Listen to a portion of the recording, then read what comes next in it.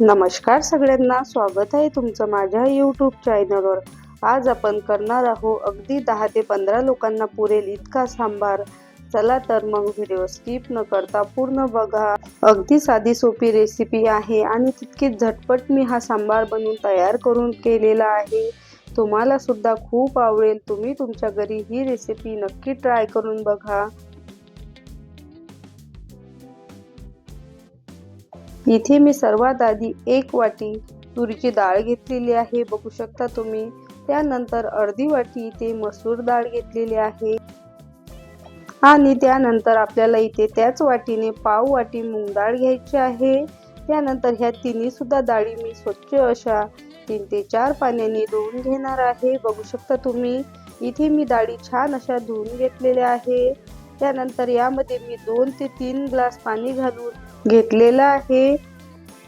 इथे आता आपल्याला डाळ शिजवण्यासाठी जितकं पाणी लागेल तितकं तुम्ही यामध्ये घालू शकता, कमी जास्त।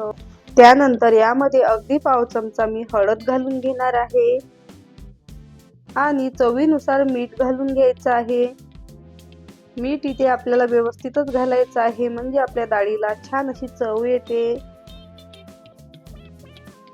इथे आता मी डाळ शिजतानाच यामध्ये एक वांग कट करून घेतलेलं होतं, ते यामध्ये घालून घेणार आहे। तुम्ही इथे वांग तुमच्या आवडीनुसार कमी जास्त करू शकता। त्यानंतर एक बटाटा मी इथे साल काढून छान असा कट करून घेतलेला होता, तो यामध्ये घालून घेणार आहे। बटाट्यामुळे आपल्या सांबारला मस्त असं टेक्स्चर येते। तुम्हाला जर बटाटा घालायचा नसेल तर तुम्ही इथे स्किप सुद्धा करू शकता। त्यानंतर इथे मी कुकरला छान अशा 3 ते 4 शिट्ट्या करून घेणार आहे। इथे आपला कुकर होईपर्यंत तोपर्यंत बाकीची तयारी करून घेऊ। त्यासाठी मी इथे 1 वाटी भरून दुधी भोपळा घेतलेला आहे। भोपळ्याचे मी साल काढून घेतलेले आहे। त्यानंतर 3 मोठ्या शेवग्याच्या शेंगा अशा प्रकारे कट करून घेतलेले आहे। त्यानंतर डांगर घेतलेला आहे। मोठे 3 टोमॅटो कट करून घेतलेले आहे, बघू शकता तुम्ही। आणि मोठे 3 कांदे मी इथे असे लांब लांब आकारात कट करून घेतलेले आहे। तुम्ही यामधल्या भाज्या तुमच्या आवडीनुसार वापरू शकता। इथे आता मी कढईमध्ये छान असं तेल गरम करून घेतलेलं आहे। इथे मी 4 पळ्या तेल गरम करून घेतलेलं आहे। फोडणीला सर्वात आधी मी इथे 1 चमचा मोहरी घालून घेतलेली आहे। तुम्ही तेल तुमच्या आवडीनुसार इथे कमी जास्त करू शकता। मोहरी घातली की लगेचच त्यामध्ये आपल्याला 1 चमचा भरून मेथी दाणा घालून घ्यायचा आहे। 4 लाल मिरच्या घेतलेल्या आहे सुकलेल्या, बघू शकता तुम्ही। हिंग घालून घेतलेला आहे। फोडणी आपली छान अशी खमंग झाली की लगेचच त्यामध्ये कट करून घेतलेला कांदा घालून घ्यायचा आहे। कांदा इथे आपल्याला मस्त असा गुलाबी रंगावरती परतून घ्यायचा आहे।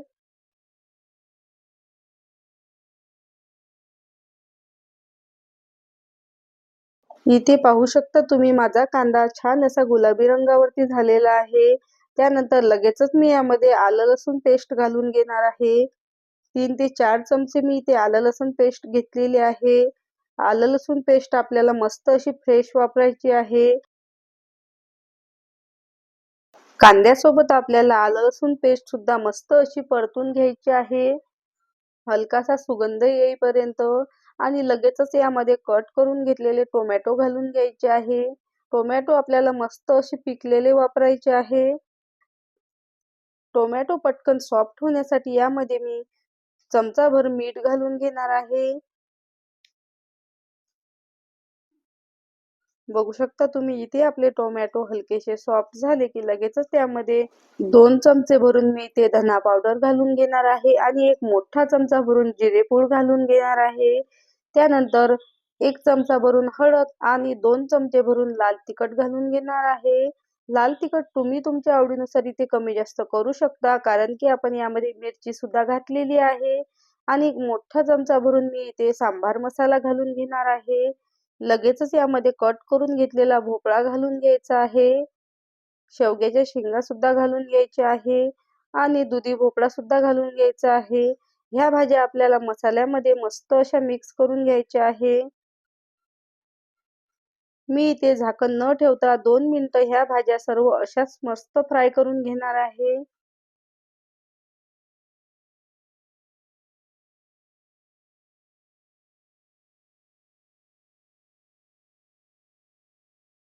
इथे मी भाज्या छान अशा फ्राय करून घेतलेल्या आहे. त्यानंतर यावर झाकण ठेवून 3 मिनिटं मी असंच ठेवणार आहे. बघू शकता तुम्ही 2 ते 3 मिनिटानंतर आपल्या भाज्यांना मस्त असं तेल सुटलेलं आहे. लगेचच यामध्ये पाणी घालून घ्यायचं आहे. मिक्सरच्या भांड्यामध्ये ते पाणी मी यामध्ये घालून घेतलेलं आहे आणि त्यानंतर 2 ग्लास पाणी वरून घालून घेतलेलं आहे. 5 मिनिटं ह्या भाज्या मी मस्त अशा शिजवून घेणार आहे झाकण ठेवून. इथे आता आपल्याला यामधली एखादी भाजी चेक करून बघायची आहे, शिजली काय तर व्यवस्थित. इथे मला थोडंसं हे कच्चं वाटते. परत मी 2 मिनिटं झाकण ठेवून छान असं शिजवून घेणार आहे. तोपर्यंत इथे आता आपला कुकर सुद्धा झालेला आहे. बघू शकता तुम्ही मस्त असं आपलं वरण शिजून तयार झालेलं आहे. सांबार बनवण्यासाठी आपल्याला डाळ छान अशी शिजवून घ्यायची आहे. त्यामध्ये डाळिंबे अजिबात नको, नाहीतर सांबार असा पाणी वेगळं आणि डाळ वेगळी असा दिसतो. त्यानंतर यामध्ये आता मी पाणी घालून घेणार आहे आणि हे सर्व मस्त असं मिक्स करून घेणार आहे. छान असं घुसळून घ्यायचं आहे आपल्याला.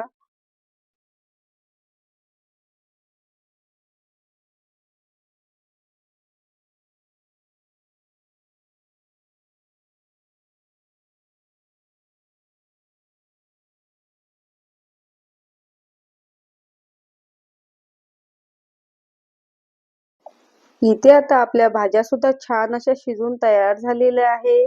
लगेचच यामध्ये शिजवून घेतलेली डाळ घालून घ्यायची आहे.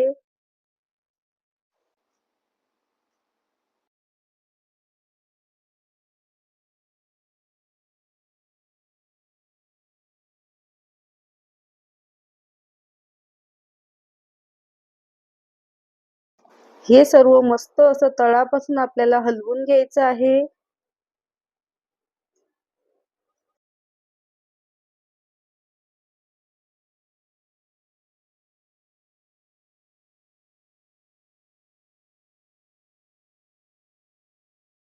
इथे आता आपल्याला जितपत पातळ किंवा घट्ट सांबार हवा असेल तर तुम्ही यामध्ये तितकं पाणी घालू शकता. मला हलकासा घट्ट वाटते म्हणून मी थोडंसं पाणी वरून वाढवते आणि यावर झाकण ठेवून मस्त असं शिजवून घेणार आहे सांबार. याला आता छान अशी उकळी आलेली आहे. लगेचच यामध्ये मी 3 ते 4 चमचे चिंच गुळाची चटणी घालून घेतलेली आहे. कोथिंबीर घालून घेऊ. भरपूर सारी मस्त कोथिंबीर घालून घ्यायची आहे आणि चमचाभर सांबार मसाला घालून घ्यायचा आहे. वरून तुम्ही फोडणीमध्ये सुद्धा जास्त टाकू शकता.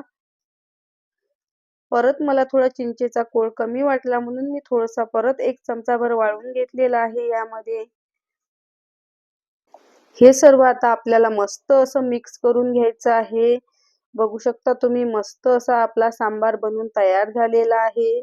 तितकासा चवीला सुद्धा छान झालेला होता. तुम्हाला जर माझी आजची ही रेसिपी आवडली असेल तर एक लाईक नक्की करा आणि कमेंट करून नक्की सांगा कशी झाली तर रेसिपी. चॅनलवर नवीन असाल तर सबस्क्राईब करायला विसरू नका.